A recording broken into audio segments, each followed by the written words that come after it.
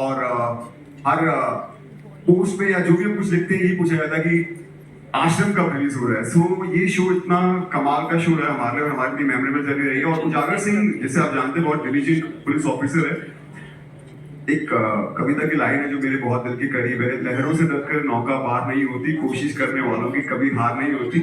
सो उजागर सिंह उसी मंत्रा को फॉलो करता है और बस अपनी जर्नी में लगा हुआ है। आपको देखने को मिलेगा कि वो अपने मकसद में कामयाब हो पाता है कि नहीं।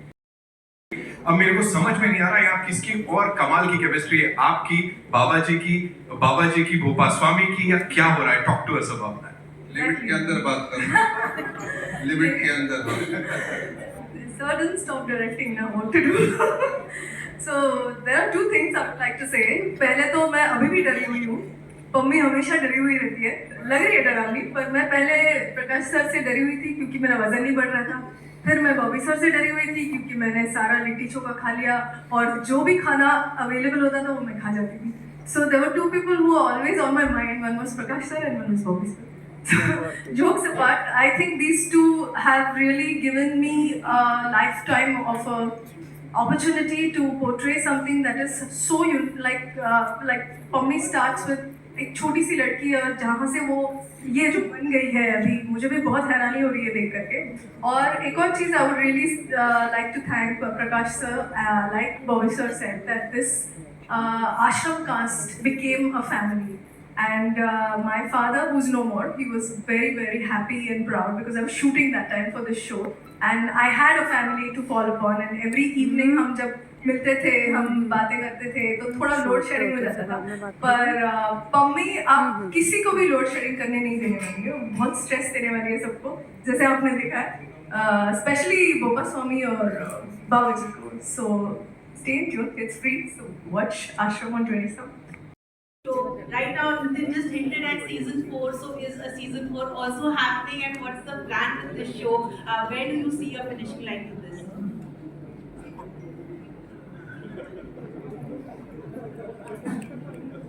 ये तो Amazon और MX के ऊपर है।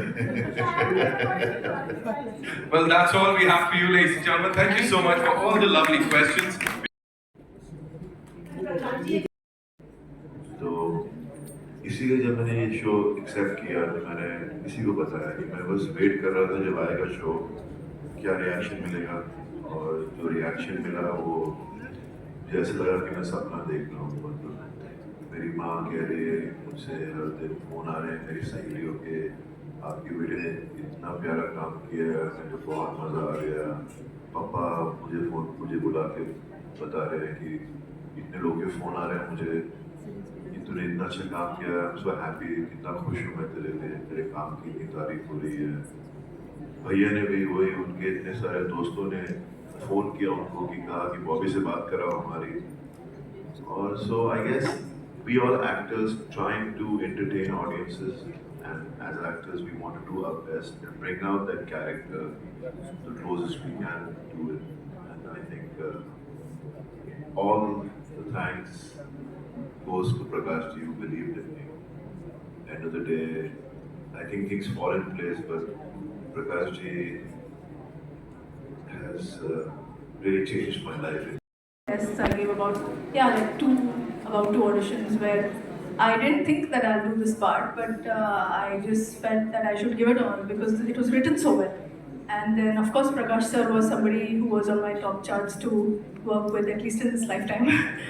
That I wanted, like these 10 people I wanted to work with, and he was on the top charts, I remember.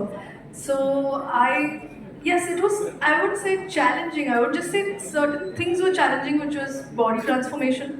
And because I've been a sprinter, so to become a wrestler, that was a bit of a challenge. And putting in, of course, like Bobby sir said, somehow magically the entire cast was so amazing. Like it was just give and take with Bobby sir also being so particular about knowing his lines and being there in the performance space. Sunita ma'am really helped me. क्योंकि the story itself was so strong. So शुरू में मैंने जैसे कहा कि मैंने सुनीता जी के साथ बैठकर 2 महीने तक डायलॉग सीखे, फिर आहिस्ता आहिस्ता आदत पड़ने लग गई। फिर क्या होता था कि हम शाम को बैठे होते थे होटल में, माधवी जो वहाँ है हमारे साथ, प्रकाश जी की राइट हैंड, वो बैठी रहती थी कमरे में, मैं जाता था, मैं बोला डायलॉग्स तैयार है, तो बोलती नहीं प्रकाश जी अभी भी उसको फिर से रिवाइज कर रहे हैं। मैंने बोला कब रिवाइज करेंगे, सुबह उठना भी है। लेकिन it was just amazing, the whole team was amazing। तो मतलब सबके साथ कभी ऐसा नहीं हुआ कि मैं मुश्किल में, और मुझे कोई मुश्किल दिखी नहीं। और मुझे आज भी याद है ये जो सीन एंड में आता है, जो लास्ट डायलॉग आप देख रहे हैं मेरे और बोबा के बीच, उस दिन मुझे वर्टिगो हो गया था और उनको काम खत्म करना था, तो मैं बहुत मुश्किल से उठा। मेरा पूरा स्टाफ मेरे कमरे में आ गया मुझे उठाने के लिए। फिर मैं माधवी के साथ बैठा नहीं था, मैंने बोला माधवी तू बैठ मेरे साथ, इस सीन पढ़ती रहे क्योंकि मेरा फोकस नहीं आ रहा है, चक्कर आ रहे हैं।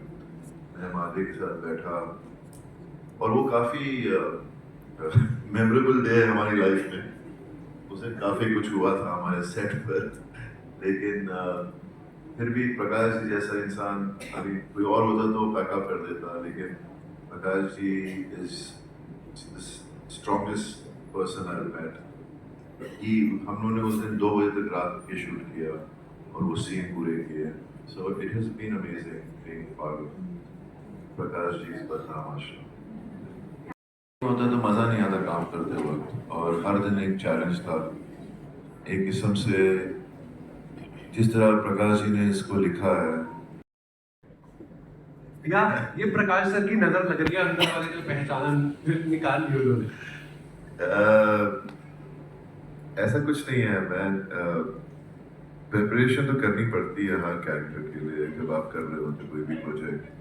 और ये जो नया सिस्टम बन गया है जो पहले था नहीं एग्जिस्टिंग, जहाँ आप उस डायलॉग्स भी उसी दिन मिलते थे जिस दिन शूटिंग थी, पर यहाँ पर मैं जब था सेट पर, मैंने उससे पहले ही मैंने प्रकाश जी से कह दिया कि आप, मैं जानता हूँ अगर मैं बाबा का रोल प्ले कर रहा हूँ तो मेरी लैंग्वेज मेरे जो होगी वो बहुत कठिन होगी। तो उन्होंने इतने प्यार से बोला तो फिक्र मत कर, सुनीता करके एक लेडी है वो तेरे साथ बैठेगी।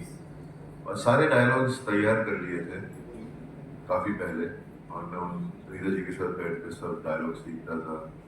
और he used to mark his dialogue so hard कि वो मेरे लाइन्स भी याद रखते थे, और कहीं मैं मिस कर गया तो बोला तूने वो लाइन बोली। So he used to be that prepared। नहीं, ये इतना बदमाश एक्टर है क्योंकि इसने इतना थिएटर किया है और ये इम्प्रोवाइज ऐसे करता है। तो जब मैं इसके डायलॉग सुन रहा हूँ जो मैंने पढ़ चुका हूँ, जब ये बोलता था तो ये अपने हिसाब से उनको ऊपर नीचे करके बोलता था। This characters what you play kind of suits you a lot because operator and scene kind of films you have worked on TV series that attracts the audience a lot about you. Even be not Bobby or even your character in Arjun. Do you feel that there is some connection which is kind of holding with the audience?